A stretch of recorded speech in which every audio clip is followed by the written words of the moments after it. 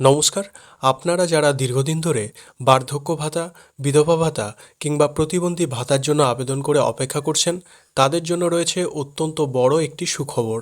অবশেষে কেন্দ্র ও রাজ্য সরকারের আলোচনার পর ভাতার কোটা বাড়ানো হয়েছে, যার ফলে লক্ষ লক্ষ নতুন আবেদনকারী এবার সরাসরি ব্যাংকে টাকা পেতে চলেছেন। আজকের ভিডিওতে আমরা বিস্তারিত জানব কারা আগে টাকা পাবেন, কাদের নাম লিস্টে উঠেছে এবং কিভাবে আপনি আপনার স্ট্যাটাস চেক করবেন। ভিডিওটি না টেনে শেষ পর্যন্ত দেখুন। আপনারা অনেকে জানেন যে আমাদের রাজ্যে বার্ধক্য, বিধবা বা প্রতিবন্ধী ভাতার জন্য একটি নির্দিষ্ট কোটা বা আসন সংখ্যা বরাদ্দ থাকে। এতদিন পর্যন্ত পশ্চিমবঙ্গের জন্য এই কোটা ছিল মাত্র 21 লাখ, অর্থাৎ 21 লাখের বেশি মানুষকে এই ভাতা দেওয়া সম্ভব হচ্ছিল না।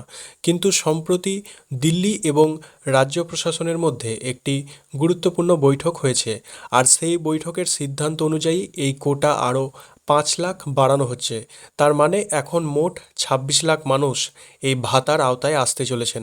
এখন প্রশ্ন হলো, এই যে নতুন 5 লাখ আসন বাড়লো, এতে কারা নতুন করে সুযোগ পাবেন?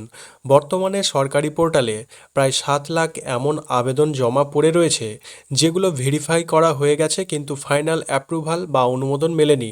অর্থাৎ আপনারা অনেকেই কমেন্ট করছিলেন যে আপনাদের দীর্ঘদিন থেকে অ্যাপ্রুভাল পেন্ডিং হয়ে রয়েছে। যেহেতু নতুন 5 লাখ আসন খালি হচ্ছে, তাই এই 7 লাখ পেন্ডিং অ্যাপ্লিকেশনের মধ্য থেকেই প্রথম 5 লাখ মানুষকে বেছে নেওয়া হবে।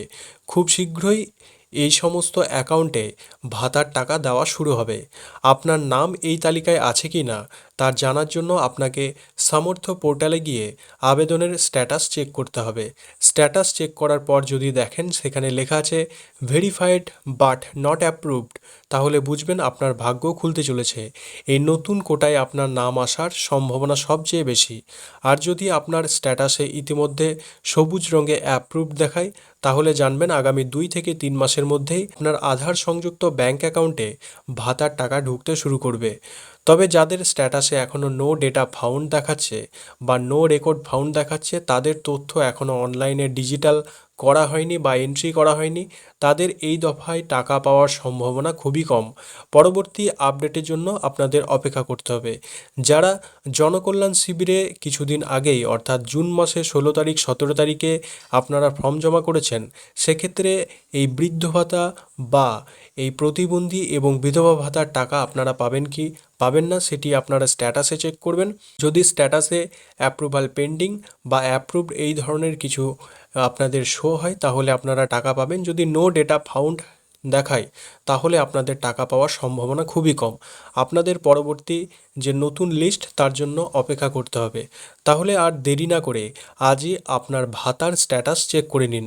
আপনার স্ট্যাটাসে কি দেখাচ্ছে তা অবশ্যই নিচে কমেন্ট করে আমাকে জানাবেন। ভিডিওটি ভালো লাগলে এবং ইনফরমেটিভ মনে হলে অবশ্যই একটি লাইক করবেন। আর এই ধরনের কাজের গুরুত্বপূর্ণ আপডেট সবার আগে পেতে চ্যানেলটিকে সাবস্ক্রাইব করে পাশে থাকা বেল আইকনটি প্রেস করে রাখুন। দেখা হচ্ছে পরবর্তী কোনো এক গুরুত্বপূর্ণ ভিডিওতে। ধন্যবাদ।